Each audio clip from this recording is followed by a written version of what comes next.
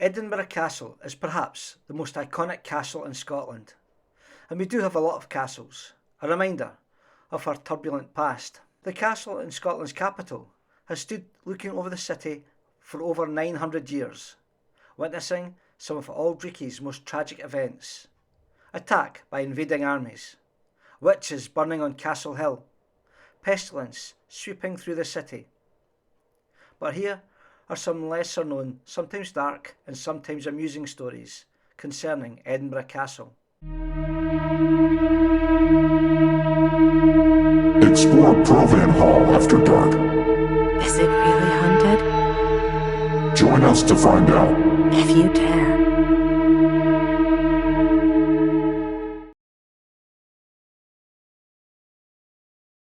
On the night of the 8th of January 1741, John Maclean and Joseph Mead, described by the Caledonian Mercury newspaper as two senior sergeants in the castle, were walking back to the fortress in the pitch dark.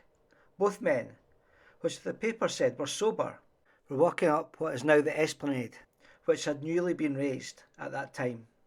In the pitch black of a Scottish January night, they missed the bridge across to the gate and fell into the dry moat, falling and tumbling 20 foot. Maclean died soon after the fall, and Mead had suffered so many broken bones, the newspaper stated, that he was not expected to recover. For some time, the inhabitants of Edinburgh had been plagued by break-ins and petty theft, and by February 1743 no one had been apprehended by the town guard. One dark night, one of the garrison at the castle, a man called McNeill, crept out onto the wall. He quietly tied a rope round a cannon on the Wallace Tower. The other end of this rope he threw over the wall into the darkness below. This soldier then slipped over the parapet and started to climb downwards. Suddenly, the rope went limp, and he started to fall towards the rocks below. Luckily, he was almost at the bottom of the rope when he started to fall, and when he hit the ground, he only suffered minor injuries, and not the certain death that would have befallen him if he had fallen further up. McNeill was found in agony and taken back to the castle the next morning. In his pockets, a large number of keys and devices for picking locks. It seemed the thief hitting the city had been discovered.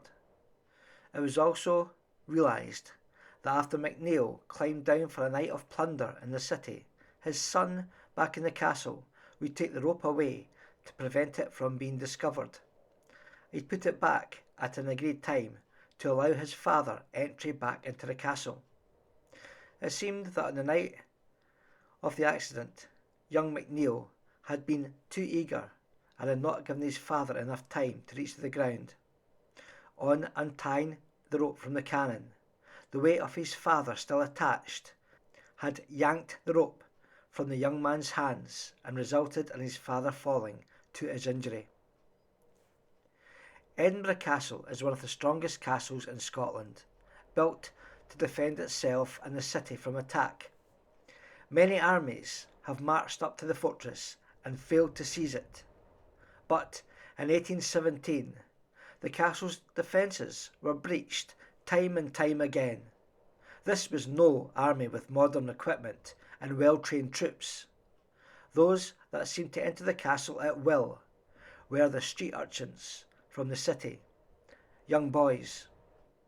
Two of these boys were brought before the police court in September 1817, their crime stealing washing from the castle. A sergeant of the 75th Regiment gave evidence, stating that his wife had put out her washing near the Sallyport and that it had been stolen. The Major's servant stated that he saw two boys, the boys in the dock, take the washing. He called out and gave chase. The youngsters dumped their ill-gotten but clean loot in a clump of nettles and jumped over the wall. Descending down to the rocks, they ran off in the direction of Frederick Street. The Caledonian Mercury newspaper, dated the 4th of September, says, So daring have these juvenile depredators of the city become that they actually scale the walls of Edinburgh Castle in search of booty. The two youngsters in court were released due to there only being one witness to their alleged crime. One of these youngsters, being from Glasgow, was escorted beyond the city limits by the police and sent packing. In August 1863, a Bradford man, a civilian working in the castle, approached an enclosure which contained the regimental mascot for the 92nd Regiment of Foot. In this enclosure, a bear called Bruin. As the man passed, Bruin came running up and managed to grab hold of the man's leg. Claws deep in the man's flesh, the bear tried to pull him into the enclosure. This poor terrified man's screams for help soon brought 2 or 3 soldiers running, and they managed to free the man from his attacker.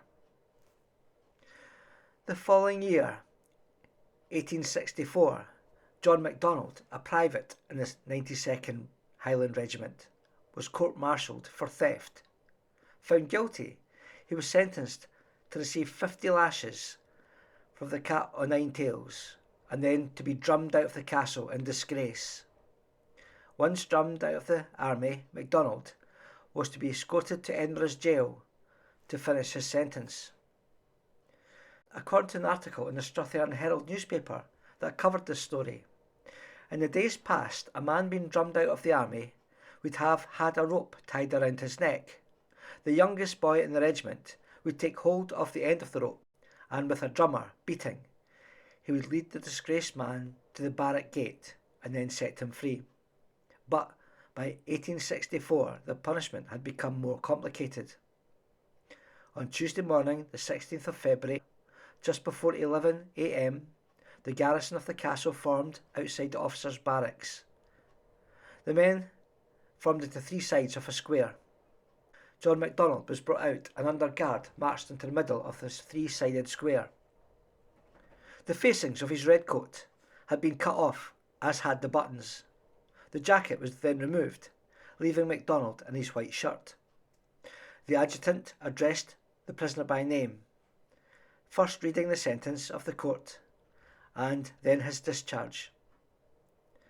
The newspaper stated that MacDonald listened to this with the utmost unconcern, and then gave a sarcastic bow when the charges had been read out. The regiment then marched down to the portcullis, the men in front, MacDonald in the rear. The men of the 92nd then lined each side of the road, between the portcullis and the main gate. MacDonald was marched down between these lines, as the regimental band played the Rogue's March. Now James MacDonald seemed to start to feel uncomfortable at his situation, and tried to hurry his step, but having to keep time with the beat of the drum, this proved impossible. As he exited the castle through the main gate, a crowd of locals stood waiting. The newspaper states that as this punishment took place early in the morning and was not widely known in the city, the crowd was not as large as it might otherwise have been. As the regiment returned to the castle, the escort and drummer continued down the castle hill into the city. While marching down through the town, some friends of the prisoner threw him a coat, which John managed to catch and carry with him to the jail. The paper states that John MacDonald was a good soldier in terms of his physique, but was described as being tarry-fingered, meaning that his colleagues were unable to leave any valuables around without fear of John stealing them. If you've enjoyed the story, please like and subscribe. You might like to take one of our dark history tours, ghost tours, or paranormal investigations that are held in Perthshire, Glasgow and Stirling. If so, please visit our website, which is www.historyandhorrortours.com. Thank you.